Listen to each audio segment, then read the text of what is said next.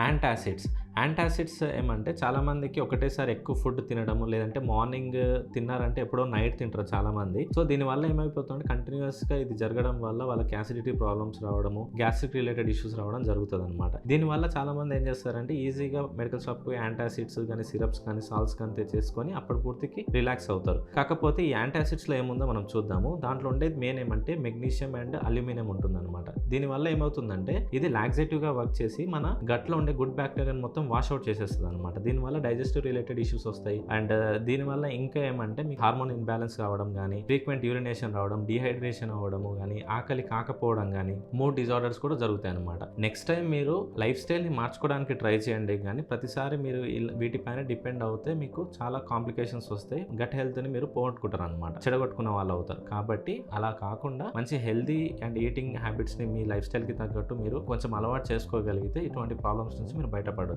So that's it from my end. And మీరు హెల్తీగా fat loss కావాలి, ఉన్న లైఫ్ స్టైల్ డిజార్డర్స్‌ని రివర్స్ చేసుకోవాలనుకుంటే కామెంట్ చేయండి ఆర్ డీఎం చేయండి. Thank you very much.